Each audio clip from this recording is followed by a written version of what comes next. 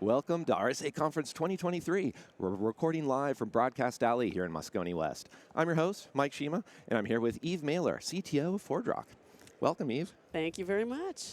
It's wonderful to have you here, and you've already spoken at the conference. Yesterday you were talking about cars. Yes, we were talking about connected cars. We did more than talk. We actually demonstrated, and then we had a little fun with a real model of a car. That's amazing. Now, one of the things I think that surprised me about that, this wasn't a talk about CAN buses. This wasn't specifically security. It was identity. Yeah. So who are we talking about? Like, is this Kit, Michael Knight and Knight Rider kind of identity? What's going on? Well, 15 years ago, cars were all offline, and a lot of things were offline, and now something like 91% of cars on the road are connected. So, they have SIM cards, and they're they have rolling APIs, and so they can benefit just as much as a lot of other connected services and devices. Really, the whole connected world was our premise that we can improve with identity. We can improve security, we can improve privacy, we can improve experience. Now, privacy is important. I want to come back to that in a second, but let's start with security. So what does it mean that we have all of these identities with our cars? Are we, is this carjacking? Is this just sharing? How bad can it get? There's definitely risks. And, there's been some recent breaches that I think people tend to notice. Like there was a famous electric car manufacturer that had sort of an off-by-one error. A guy was able to open a car that wasn't his and drive away with it. And, maybe lesser known was that he could see the data of, the guy whose car it was. And, it's a big mess when you have, call it application by application user management. And I'll say device by device user management without an overarching kind of view of who the identities are and what the identities are and what the relationships are, because relationships can drive access rules, and that's really important in these huge ecosystems with huge amounts of data. And access is that's complex. Even just in the standard web application world that I'm familiar with, still not an easily solved problem. Yeah, it's funny because I think the IoT world can still learn a lot from the web world and the API world in terms of API security. You're exposing endpoints. There's a lot of software-defined features in cars. There's a lot of third-party ecosystems and subscription services that you connect up to a car. And when you don't have a unified view of who is in front of you doing something, you get misses. Like you get your car having to guess who's in the driver's seat some of the time, which it can affect the position of the seat that you might have saved as a preference. That could be a safety issue if you're futzing with it while you're trying to drive somewhere. So there's physical safety, there's digital security. And there's many more implications. So bringing on the IoT side of that, notoriously they're slower to update perhaps. They don't necessarily always have the great application security practices in there. Are you seeing the same thing in cars? Are cars, how does that future look? Yeah, some of the more famous breaches and more famous, discoveries by white hat hackers have been things like just poor API security practice. A static API key that was, the default password basically. So I kind of see them as a species of identity theft when that happens. It's just, these things are solvable, actually. We have good practices from the rest of the world to not do that. Eventually we'll learn, right? But there's also, so let me bring this around to privacy, because the identity, as I said, the identity was like, oh, I hadn't thought of that. It makes sense, of course, as you're describing this, but privacy is also, it needs security, but it's a bit parallel to it. And if we have our identity in our cars, that has some implications. Tell us more about this. Yeah, so you couldn't have said it better. Privacy is, it relies on security. And, I sort of think of a pyramid of modern data privacy. Data protection is that base layer that we really need, and that's not accidentally letting the data out. And it turns out, in the case of these connected cars, bristling with sensors, that all that data is considered personal data, at least according to GDPR, because there's a registered owner. So whether it's oil level or whether it's tire pressure right now, all those things are personal data. So data protection is the job of a lot of folks who come to RSA, for example. Then there's a couple of other layers where it diverges from security as a proposition.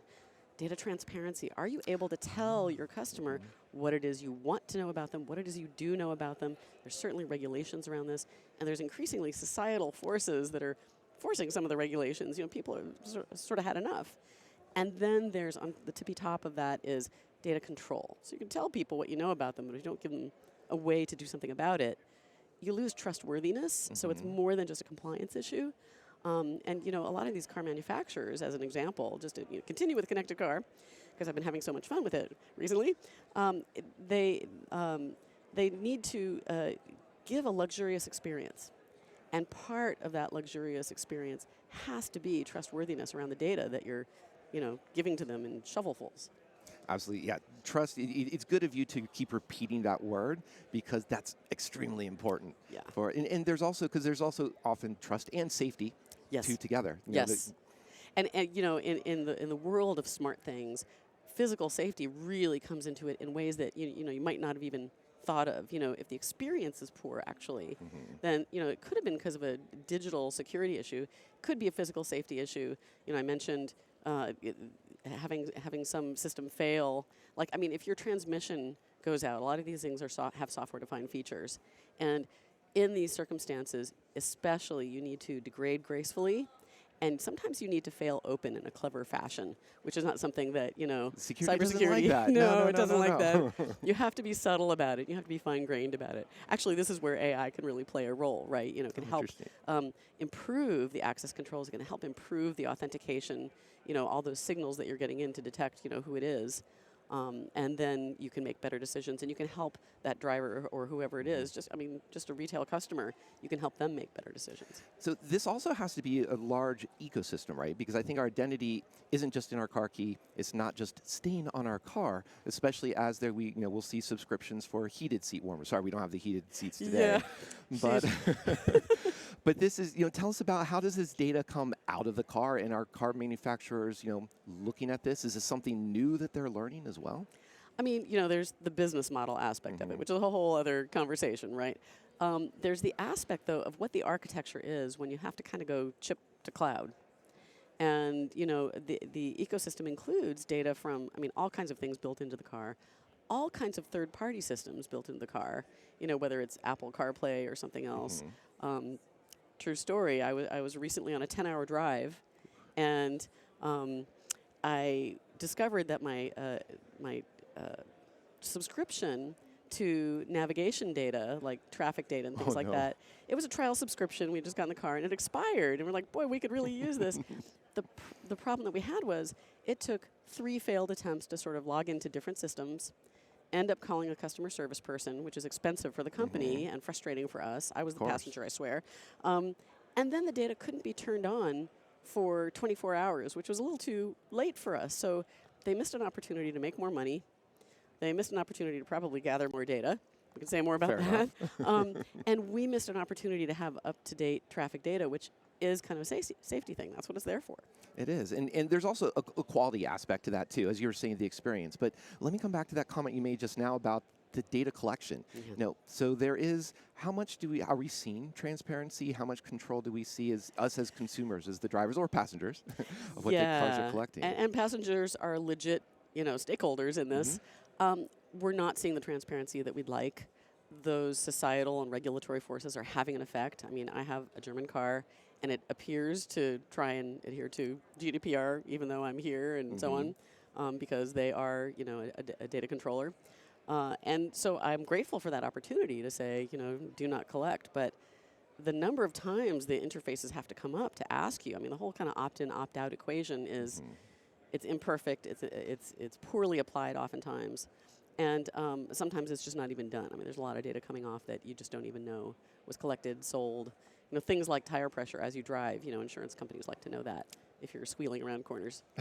Of course. And that's another area, too, that we haven't even touched on yet is third-party use of this data, insurance companies. So are my rates going up or down depending on how, how I'm peeling out or doing donuts? Or it's an interesting place to play with incentives, right? And there are positive incentives offered to, be a good driver, safe driver, bonuses and things like that. The danger is just how much we can't pull along everybody who's just in circumstances where they, can't spend all their life worrying about that sort of thing. So these are the responsibilities that connected services and device companies really need to think about in terms of that trustworthiness, the design of the experience. And this is where, identity gives an opportunity to actually improve things because you can at least have a unified view over all of the preferences and consents, for example.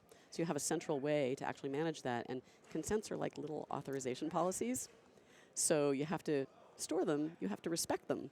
And so to do that, it's better to get the kind of global view. Indeed, and they can also be revoked. They're ephemeral, or they've That's got right. that time dimension. That's right. As we talk about this, you've been mentioning GDPR, for example, mentioned IoT background.